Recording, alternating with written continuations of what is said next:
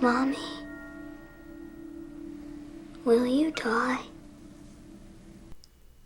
මෙහිදී මේ දරුවා මවගෙන් විමසන්නේ "Mommy, will you die? Will you die?" ඔයා කවදා හරි මැරෙනවද? එය අනාගත කාලය හඟවන ප්‍රශ්නයක්. අනාගත කාලය හඟවන will භාවිතයේදී will මුලටගෙන ප්‍රශ්නය විමසීම සිදු කළ යුතු වෙනවා. ඔයා මැරෙනවද? Will you die? මෙහිදී die යන ක්‍රියාපදයට පසුව තවත් කර්මපදයක අවශ්‍යතාවයක් නැහැ. die යන පදයෙන් වාක්‍ය අවසන් වෙනවා. මෙලෙස ක්‍රියාපදයට පසුව කර්මපදයක් අවශ්‍ය නොවන අවස්ථාවල එබඳු ක්‍රියාපද අපි හඳුන්වනවා අකර්මක ක්‍රියා හෙවත් intransitive verbs හැටියට. ඒ අනුව die යන ක්‍රියාපදයෙන් ඔබට වාක්‍යයක් අවසන් කරන්න සෑම විටකම පුළුවන්. ඇය මැරෙන්නයි යන්නේ. She is going to die. මම මැරෙන්නයි යන්නේ. I am going to die. දැන් මේ දරුවා මෙහිදී විමසන්නේ "Mommy, will you die?" ඔයා මැරෙනවද? කවදා හරි කියන අදහස ඒ තුල සැඟවිලා තියෙනවා. Well, one day, David, yes, I will. මෙහිදී මේ මව පිළිතුරු දෙන ආකාරයත් අප මදක් විමසා බලමු. ඒ මව පවසනවා she says, "Well, one day, David, yes, I will." යම් දවසක ඩේවිඩ් ඔව් මම මැරෙනවා. one day යම් දවසක. ඒ කෙටි පිළිතුරෙහිදී පවසන්නේ yes, I will යනුවෙන්. කෙසේ නමුත් මෙහිදී die යන ක්‍රියාපදයට පසුව තවත් කර්මපදයක අවශ්‍යතාවයක් නැහැ. මේවා අකර්මක ක්‍රියා හෙවත් intransitive verbs ලෙස අප හඳුන්වනවා. jump යන ක්‍රියාපදයත් අකර්මක ක්‍රියාවක්. අපිට කෙනෙකුට කියන්න පුළුවන් jump උඩ පයින්න. ඒ තනි වචනයෙන් වාක්‍යයක් වගේම සම්පූර්ණ අදහසක් දෙනවා. ඊට පසුව තවත් කර්මපදයක් යොදන්න අවශ්‍ය නැහැ. ඒ නිසා intransitive verbs නැත්නම් අකර්මක ක්‍රියා ගණයටයි අයත් වන්නේ. ඒ වගේම අපිට කෙනෙකුට කියන්න පුළුවන් දුවන්න කියලා. run. ඒ වචනයට පසුව ඒ ක්‍රියාපදයට පසුව තවත් කර්මපදයක් අවශ්‍ය නැහැ. run. දුවන්න. ඒ තනි වචනයෙන් සම්පූර්ණ වාක්‍යයක් වගේම තේරුමක් එනවා. එබඳු ක්‍රියාපද intransitive verbs නැත්නම් අකර්මක ක්‍රියා කියලා අපි හඳුන්වනවා. සමහර තැන්වලදී සමහර ක්‍රියාපද සකර්මක සහ අකර්මක භාවිත දෙකටම අයිති වෙනවා. පළමුවෙන් අපි බලමු මොකක්ද සකර්මක ක්‍රියාවක් කියන්නේ කියලා. transitive verb එකක් කියන්නේ මොකක්ද කියලා. For example, උදාහරණයක් ලෙස ගේන්න කියන ක්‍රියාපදය bring. අපිට කවදාවත් bring කියන්න බෑ. අපි කියන්නේ ගේන්න ඒක කියලා. ඒක ගේන්න. සක්විති රණසිංහ සර් විසින්ම මෙහෙයවන Zoom online පන්ති සතියට දින 4ක් මුල සිට මෙහෙයවන පන්ති සහ දැනුම ඇති අයට වශයෙන් වෙන වෙනම මුලින්ම පන්තියට නොමිලේ සම්බන්ධ වී පසුව මුදල් ගෙවන්න.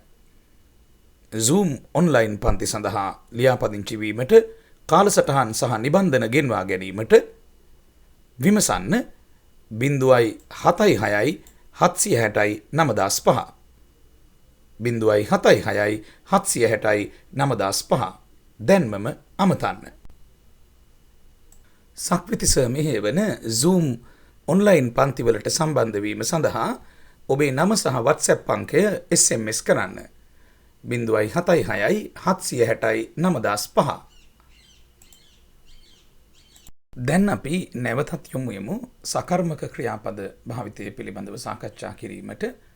transitive verbs නැතහොත් සකර්මක ක්‍රියා කියලා අපි හඳුන්වන්නේ ක්‍රියාපදයට පසුව කර්මපදයක් යෙදිය යුතු අවස්ථා. අපිට bring කියලා කියන්න බෑ. අපි කියන්නේ ඒක ගේන්න කියලායි. bring it.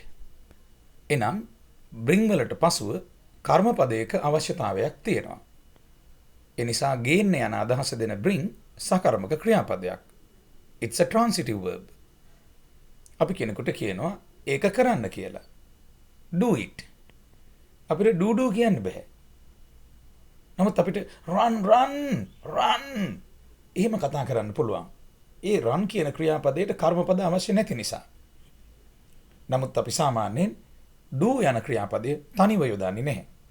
නිතර මේ සමග කර්මපදයක් සම්බන්ධ කරනවා. ඔබ්ජෙක්ට් එකක් යෙදෙනවා. මේ ඔබ්ජෙක්ට් එකක් අවශ්‍ය තැන අපි හඳුන්වන්නේ ඒ බඳු ක්‍රියාපද සකර්මක ක්‍රියා ලෙස. ඒක කරන්න. do it. මට බෑ ඒක කරන්න. I can't do it. මට බෑ ඒක වෙනස් කරන්න. I can't change it. change කියන ක්‍රියාපදයේදී ඔබට පේනවා කර්මපදයක් අවශ්‍ය වෙන බවක්. ඒ කර්මපදයේ අවශ්‍ය භාවිතය අපි හඳුන්වන්නේ සකර්මක ලෙස. මට බෑ වෙනස් කරන්න ඒක. I can't change it. මේ change යන පදය වෙනස් වෙනවා යන අදහසිනුත් භාවිතා වෙනවා. ඔයා වෙනස් වෙයි. You will change. මෙහිදී change යන ක්‍රියාපදයට පසුව කර්මපදයක් අවශ්‍ය වෙන්නේ නැහැ. වෙනස් වෙයි කියන වචනයෙන් සියල්ල අවසන් වෙනවා. මෙවිට change යන ක්‍රියාපදයම අකර්මක වෙනවා. intransitive වෙනවා. ඔයා වෙනස් වෙයි. You will change. වෙයි. You will change. එයනුව change යන ක්‍රියාපදයේ සකර්මක සහ අකර්මක ගණ දෙකටම අයිති. එයනුව change යන ක්‍රියාපදය සකර්මක සහ අකර්මක ගණ දෙකටම අයිති වෙනවා. ඔයා ඒක වෙනස් කරයි කිව්වොත් සකර්මක you will change it. ඔයා වෙනස් වෙයි කිව්වොත් අකර්මක you will change. විශේෂයෙන්ම අකර්මක වන අවස්ථාවල එනම් intransitive වන අවස්ථාවල අප්‍රාණවාචී උක්ත පද වාක්‍ය ආරම්භයට යොදමින් අදහස් පළ කිරීමේ හැකියාව පුළුල් වෙනවා. ඒක වෙනස් වෙයි. It will change. ලෝකය වෙනස් වෙයි. The world will change. ඇය වෙනස් වෙයි. She will change. නමුත් සකර්මක භාවිතයේදී ක්‍රියාව කරන්නා වාක්‍ය ආරම්භයේ සිටිය යුතුයි. කර්තෘකාරක වාක්‍යවල හේතුව අපි ඉංග්‍රීසි කතා කරනකොට හොඳට හිතේ තියාගන්න භක්තිමත් වෙන්න මගේ ඉගැන්වීමට ක්‍රියාව කරන්නා වාක්‍ය ආරම්භයේ තියෙන වාක්‍ය තමයි වැඩිපුරම අපි කතා කරන්නේ. ඒ කියන්නේ සකර්මක ක්‍රියාවක් භාවිතා කරනවා නම් ක්‍රියාව කරන්නා වාක්‍ය ආරම්භයේ සිටිය යුතුමයි. මොකද අපි කර්මකාරක භාවිතයන් පැසිව් වොයිස් කතා කරනවා අඩු නිසා. මට පුළුවන් ඔයාට සල්ලි ටිකක් දෙන්න. I can give you some money. දැන් ඔබට පේනවා give කියන ක්‍රියාපදයට පසුව අනිවාර්යයෙන්ම කර්මපදයක් අවශ්‍ය වෙනවා. I can give කියලා කිව්වට අදහස සම්පූර්ණ නැහැ. දෙන්නේ කාටද දෙන්නේ මොනවද මොකුත් නැතුව නිකන් I can give කිව්වහම අතරමං වෙච්ච වාක්‍යයක්. ඒ නිසා give අනිවාර්යයෙන්ම කර්මපදයක් අවශ්‍ය ක්‍රියාපදයක්. එනම් සකර්මක ක්‍රියාපදයක්. ඒ නිසා ඉංග්‍රීසි කතා කරනකොට අපි බහුල නැඹුරුවක් දක්වනවා. I can give you කියලා කියන්නේ. give වලින් වාක්‍ය නවත්තන්න නැතුව ඉදිරියට යන නැඹුරුවක් තියෙනවා spoken English වල, practical English වල. මේ සකර්මක අකර්මක පාඩමින් ඔබ ලබා ගන්න ඕනේ එක සියුම් සංවේදනයක් එය. භක්තිමත් වෙන්න මගේ ඒ වචන කිහිපයට ඒ වාක්‍ය කිහිපයට. ආයෙත් අහන්න රිවයින් කරලා. මොකද්ද මං කිව්වේ කියලා. සකර්මක ක්‍රියාපදවලදී ක්‍රියාපදේ නවත්තන්න නැතුව ඉස්සරහට යන ගතිය ඉංග්‍රීසි කතා කරන අය පුහුණු වෙන්න ඕනේ. දැඩිව හිතට ගන්න එක. එවිට ඔබ I can't do කියලා කියන්නේ. දැන් මේ පාඩමෙන් ඔබ වෙනස් වෙනවා. මින් ඉදිරියට ඔබ නිතරම කියන්නේ කොහොමද? I can't do it. A it එක සිංහලෙන් කියපු වාක්‍ය තිබුණ නිසා මම දැම්මා කියලා නෙවෙයි දැන් ඉස්සරහට කියන්නේ. සිංහල වාක්‍යයේ it එක තිබුණත් නැතත් ඉංග්‍රීසි වාක්‍යයේදී it එක දානවා. ඇයි? සකර්මක නිසා කර්මපදයක් අවශ්‍ය නිසා ඒ විදිහටයි native speakersලා කතා කරන්නේ. උපතින් ඉංග්‍රීසිය කතා කරන අය. මම කතා කරන්නෙත් එහෙමයි, මම ඔබට උගන්වන්නෙත් එහෙමයි. එතකොට සිංහල වචන 3කට ඉංග්‍රීසි වචන 3ක් දාලා පරිවර්තනය කිරීම අපේ ඉලක්කයක් නෙවෙයි. ඔබට කියන්න අවශ්‍ය වෙනකොට මම ගේන්නම් කියලා ඔබ කවදාවත් I will bring කියලා කියන්නේ නැහැ. අනාගතය හඟවන්නේ will වලින්. මම ගේන්නම්. I will bring. මොකද ඔබ කරන්නේ? කොහොමද ඔබ සුද්දෙක් වගේ ඉංග්‍රීසි කතා කරන්නේ? I will bring it. It's okay. I will bring it. I'll bring it. I'll bring it. මං ගේන්නම්. bring සකර්මක ක්‍රියාපදයක් නිසා bring යන ක්‍රියාපදයට පසුව කර්මපදය it යෙදිය යුතු වෙනවා. ඒ නැඹුරුව ඔබ මනසේ සකස් කරගත යුතු වෙනවා, වර්ධනය කරගත යුතු වෙනවා. ඊටාම සියුම් පාඩමක් මෙය ඉංග්‍රීසි කතාවට අතිශයින් වැදගත් වන. දැන් මොහොතකට කලින් මම ඔබ සමග කතා කළා give යන ක්‍රියාපදය සකර්මක ලෙස භාවිතා වන බව. සකර්මක අවස්ථාවේදී අනිවාර්යෙන් give යන ක්‍රියාපදයට පසුව කර්මපදයක් යෙදිය යුතුයි. නමුත් ඔබ දන්නවද give කියන ක්‍රියාපදය අකර්මක ලෙසත් භාවිතා වෙනවා. මෙතනදී හොඳට හිතට ගන්න ක්‍රියාපදයක් සකර්මක හෝ අකර්මක වීමට ක්‍රියාව ඉබේ සිදු වෙනවද නැද්ද කියන එක අදාළ වෙන්නේ නැහැ. ඉබේ සිදු වෙන ක්‍රියා බොහෝ විට අකර්මක ගණයට අයත් වෙනවා. දැන් අපි give කියන ක්‍රියාපදය ගමු. දෙනවා.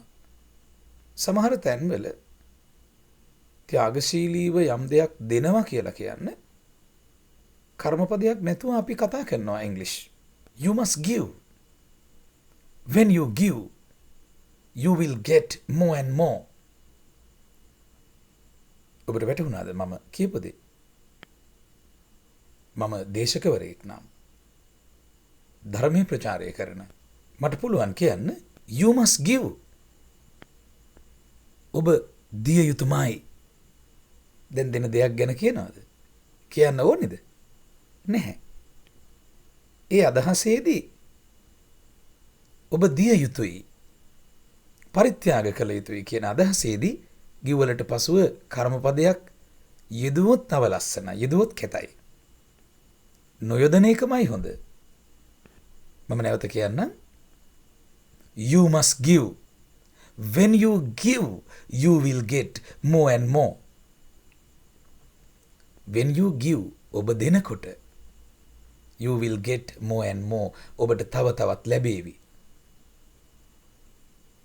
දැන් බලන්න give කියන ක්‍රියාපදයේම අකර්මක වුණා එතනදී.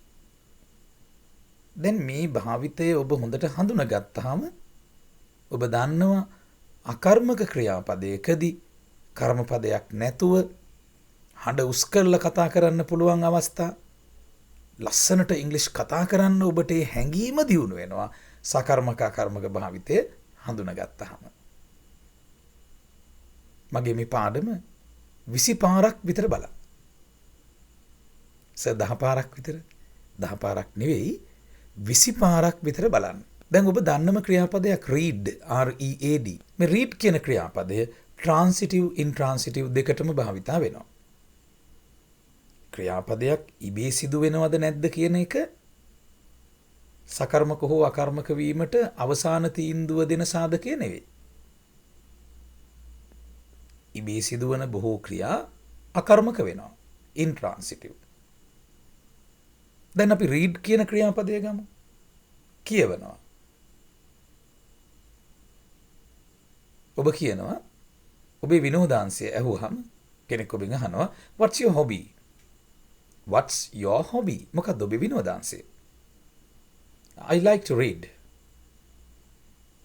සුද්දෙක් වගේ ඉංග්‍රීසි කතා කරන කෙනෙක් read කියන වචනේ නවත්තනවා. මොකක්ද එයා ළඟ තියෙන ශක්තිය read කියන වචනේ නවත්තන්න? ඒ තමයි අකර්මක ක්‍රියාපදයක් ලෙස read හඳුනාගෙන තිබීම. intransitive. read කියන ක්‍රියාපදයෙන් වාක්‍යයක් නවත්තන්න පුළුවන්. එතනින් එහාට කර්මපදයක් අවශ්‍ය නැහැ. What's your hobby? I like to read. එච්චරයි. ලස්සන ඉංග්‍රීසි. good English. perfect English. දැන් ඒ වචනයම සකර්මක ක්‍රියාපදයක් ලෙසත් භාවිතා වෙනවා. transitive verb එකක් හැටියටත් භාවිතා වෙනවා.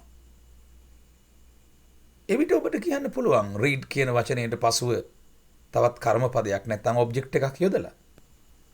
මම කියවන්න ඕනේ ඔයාගේ ලියුම. I need to read your letter. ඔයා කියවන්න ඕනේ මගේ ලියුම. You need to read my letter. I am going to read today's newspaper. මම අද පත්තරේ බලන්න යන්නේ. read කියන වචනයට පසුව කියවන්නේ මොකක්ද කියලා ඔබ යොදනවා ඒ තැන්වල. I am going to read today's newspaper. එහෙමනම් එතනදී read කියන්නේ සකර්මක හේවත් transitive verb එකක්.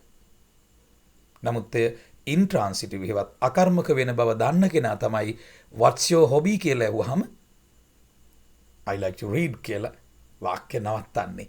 එතන තිරිංග තද කරන්න දක්ෂ වෙන්න. මෙය ඉංග්‍රීසි කතනේ ඉතාම දියුණු පියවරක්. Standard English, Standard British English.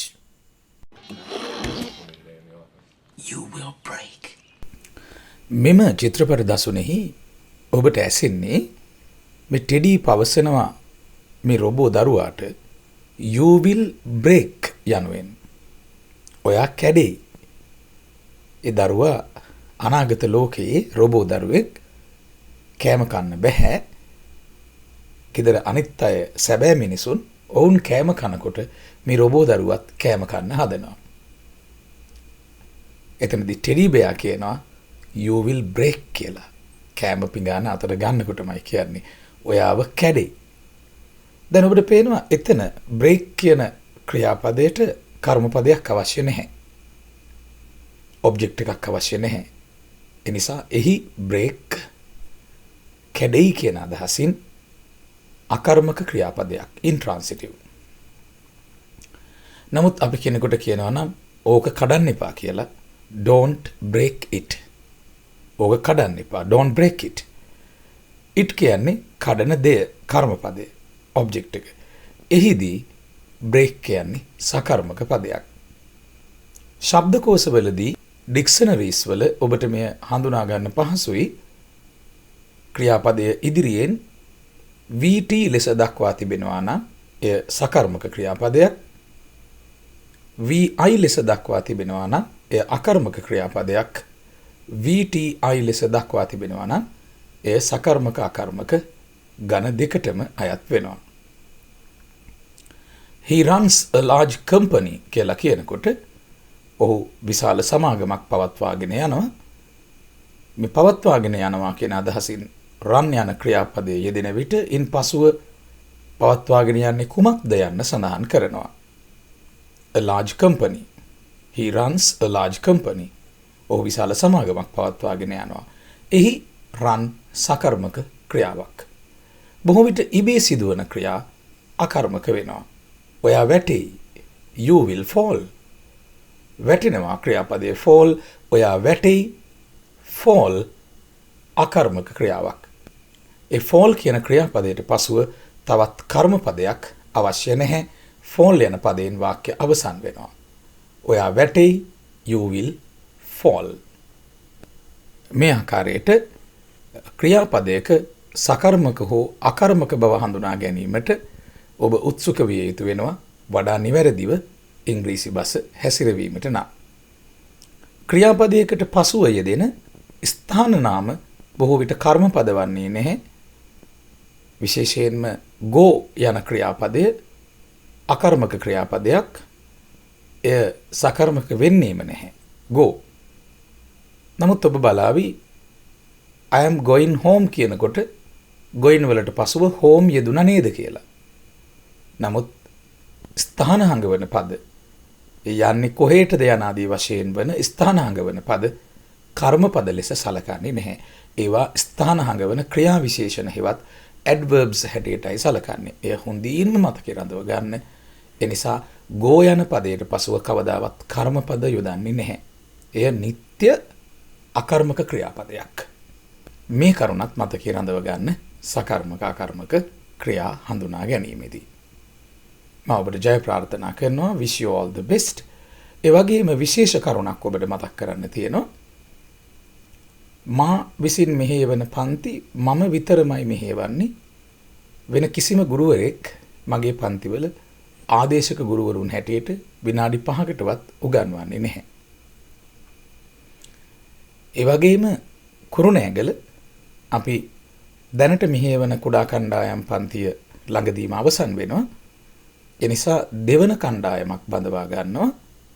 නේවාසික සහ අනේවාසික කණ්ඩායම් දෙකක් අපි බඳව ගන්නවා. ඒ නිසා ඔබට ඒ නේවාසික හෝ අනේවාසික කණ්ඩායම් වලට සම්බන්ධ වෙන්න පුළුවන්.